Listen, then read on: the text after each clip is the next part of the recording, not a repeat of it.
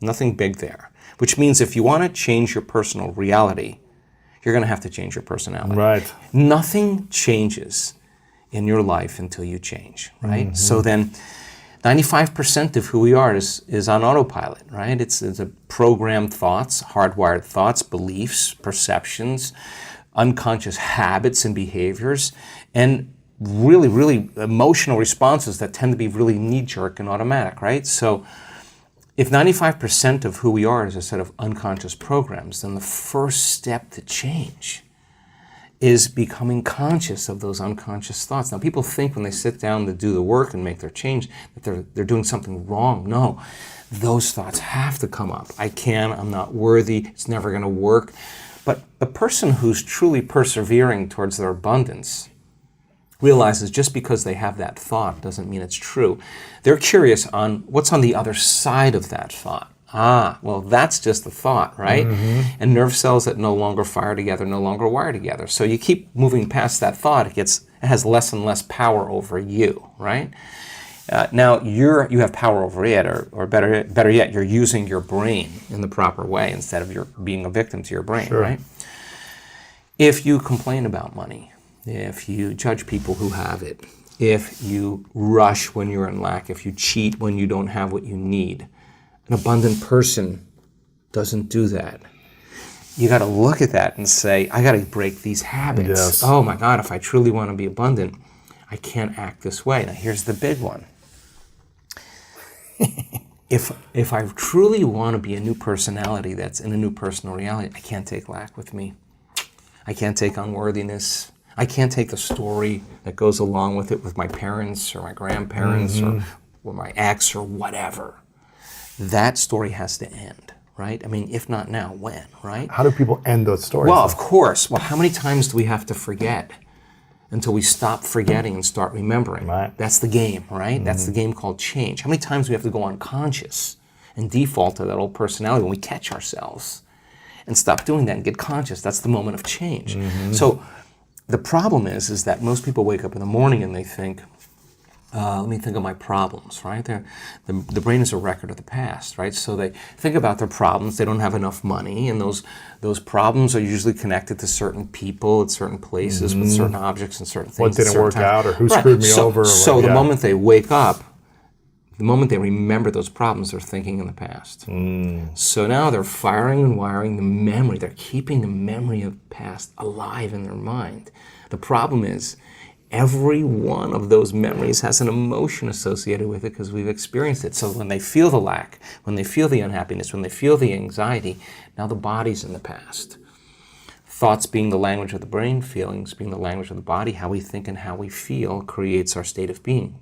But the conditioning process starts because conditioning only needs a thought and a feeling, a memory or an image and an emotion, and a stimulus and a response, and you're conditioning your body to become the mind of that emotion. And now the memory's not in the brain. Now the memory's buried subconsciously in the body, and the body becomes the mind of that emotion. So the body is living in lack, and it's believing. Is that through the nervous system, or is that through neurochemical, the cells, everything? So the body's so objective that it does not know the difference between the real life experience that's creating the lack and the emotion that you're creating by thought alone called lack. The body's believing it's living the same past experience every day. Why? Because the end product of an experience is an emotion. Well, if your life is changing, but you're still feeling lack, don't expect anything to change. You won't even see it. You'll walk right past it. You're viewing your life through the lens of the past. Okay, so then the person realizes that all their friends are making money and they're doing stuff, and they're like, wow, I'm really feeling lack now. So then when it no longer becomes about your abundance and it becomes about your change, that's a valuable moment. When it's no longer about your healing, but it's about your change. I paid attention to a lot of people in the last couple of years tell their story. The people who heal in this work from cancers and all kinds of chronic health conditions and Parkinson's and strokes and paralysis and all kinds of things, rare genetic disorders.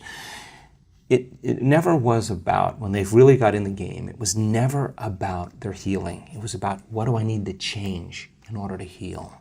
When the game goes like that, so then the person who's feeling lack, on some level or another, it's not just in the mind, it's in the body, right? So let me hear you say that again. When someone's looking for abundance, it's never about the abundance, it's about the change they need to make for healing? No, I'm using healing as an example, yes. But let's use abundance as an example.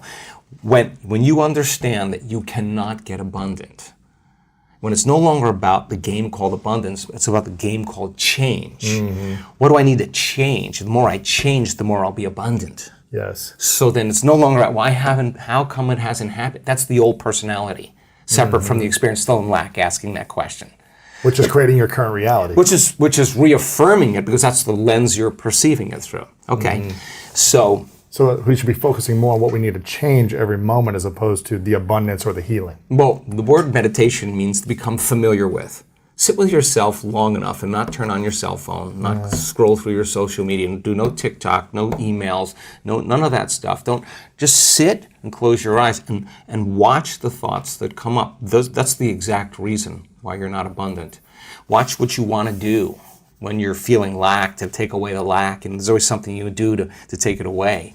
But sit with the lack and be curious on what's on the other side of it, right? Mm-hmm. Because the body's programmed into lack now subconsciously, right? So the emotion of lack drives our thoughts and drives our behaviors. So it makes sense then that if an emotion is a record of the past, then we're doing things habitually from the past. Mm-hmm. We're thinking in the past, right? So lower the volume to the emotion every time you notice lack comes up. And just like breaking any addiction, there's going to be cravings, right? So the body's going, hey, Lewis, it's been about 2 hours since you're so used to doing this thing. thing. You've been thinking lacking thoughts about 150,000 times a day, and you're just going to stop now. The body's going to start influencing the mind and saying, it's not going to work. You're a loser. It didn't work before. It's too hard. Everybody else. That's why it's so hard for people to lose weight or get in shape, because you might try it for a few days and then the cravings, or I'm tired and I want to go default back into the old personality. Right, because why? Because the body, which has been conditioned, the body is the unconscious mind. So the body's got used to the familiar feeling. Even they don't even know it's lack. It's just how they feel. It's not guilt. So so let me finish. So the hardest part about all of this is making a different choice.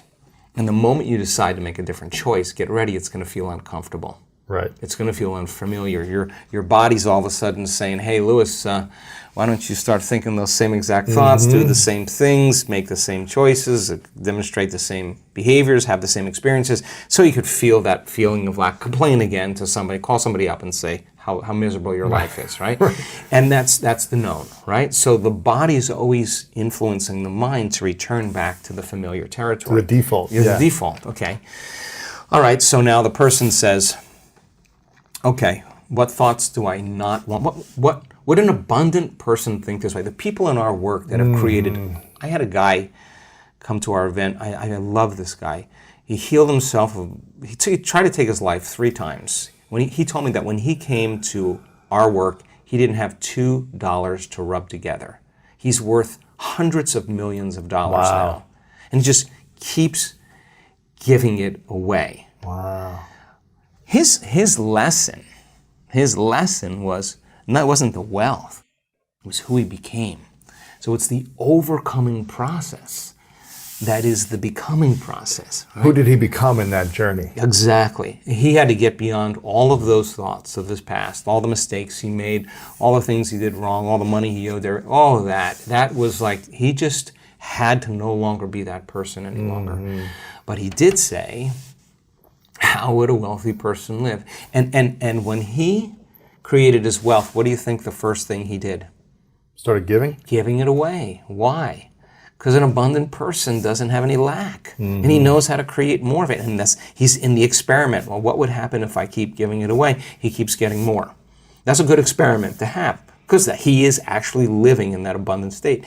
He also had tremendous healings taking place, because when you heal your heart, you heal your mind. I mean, it's just the way it is. We saw it so many times, right? So he healed his heart. He got an upgrade. He got an upgrade, right? Yeah. So then the next fundamental question is, how would an abundant person think? Write it down, dude, and fire and wire those thoughts in your brain and install the hardware. keep doing it with attention and intention, it becomes the new voice in your head. It becomes a software program. Then say, okay, how am I going to be in my life today? What would an abundant person, how would they behave? And before you reach for your cell phone and start scrolling through your social media, close your eyes and rehearse in your mind how that person would walk, how they would breathe, how they would smile, how they would greet people, how they would be on Zoom calls, how would they be in traffic, how would they be at dinner. And the act of closing your eyes and mentally rehearsing the act, if you're truly present, the brain does not know the difference between the real life experience and what you're imagining. In fact, just a little bit of time, you start to install the neurological hardware to look like you already did it. Now the brain is no longer a record of the past, it's primed for the future. Keep doing it, keep rehearsing. No different than playing an instrument, no different than learning how to dance, no different than learning how to act or play a sport. Everybody's always rehearsing, right? The rehearsal process changes the brain to look like you've already done it, you've already experienced it. Now what's the essential part of that? The hardware is in place.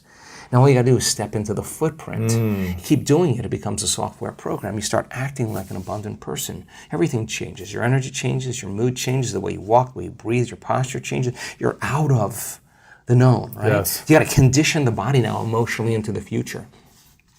Can't open your eyes in the morning until you are feeling worthy to receive. And if you can't feel worthy to receive, then if not now, when? If it takes you 2 hours to get there, ask me if it's worth 30 years of running, trying to get what you need matter to matter. Okay, so then the person who wrestles with their lack, they're out of the bleachers and they're on the playing field. Now, here's what we learned. Let's go back to beliefs now. So remember, belief is just a thought you keep thinking over and over again.